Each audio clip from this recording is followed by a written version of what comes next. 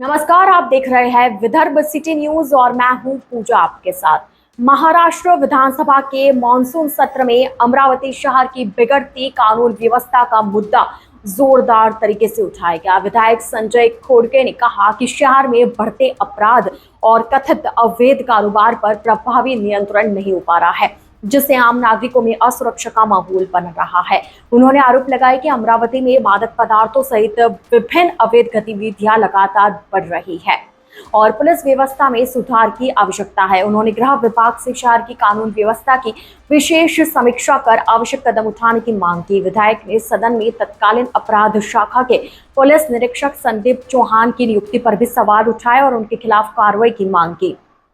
उन्होंने कहा कि यदि किसी अधिकारी के खिलाफ जांच या गंभीर आरोप हो तो ऐसे मामलों की निष्पक्ष जांच होनी चाहिए। संजय खोड़के ने अमरावती के बढ़ते शहरी विस्तार को देखते हुए तपोवन, साईनगर और MIDC क्षेत्र में 3 नए पुलिस थानों की स्थापना का प्रस्ताव जल्द मंजूर करने की मांग की। साथ ही शहर में CCTV नेटवर्क मजबूत करने, पुलिस आवास बनाने, ट्रैफिक व्यवस्था सुधारने और होमगार्ड जवानों को अधिक अवसर देने का भी सुझाव दिया। उन्होंने कहा कि राज्य पुलिस बेहतर कार्य कर रही है, लेकिन अमरावती में कानून व्यवस्था को और मजबूत बनाने के लिए गृह विभाग को विशेष ध्यान देने की जरूरत है।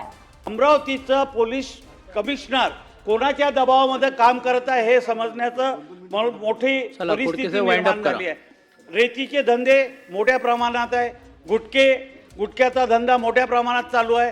मटक्याचे तर कमिशनर ऑफिस पासून असं हाकेच्या अंतरावर सर्वात मोठं म्हणजे अमरावती शहरातला सर्वात मोठा याचा धंदा म्हणजे CPच्या ऑफिसमधून खिडकीतून जरी पाहिलं तरी तो मटक्याचा धंदा चालू असलेला दिसते।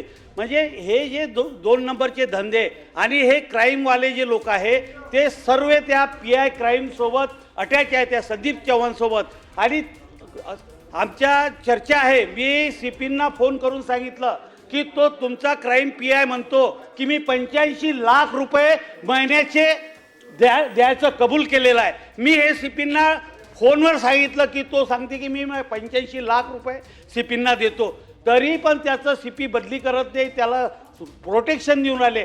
CM साहेबांशी काल पण बोललो, परंतु ते CM साहेब बोलले की त्याची बदली मी करतो।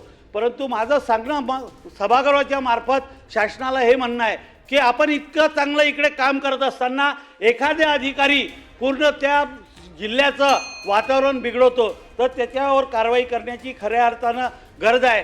सभापती महोदय, या सर्व गृह विभागाच्या चर्चेवर आपण मला जी बोलण्याची वेळ दिली त्याबद्दल आपलं धन्यवाद।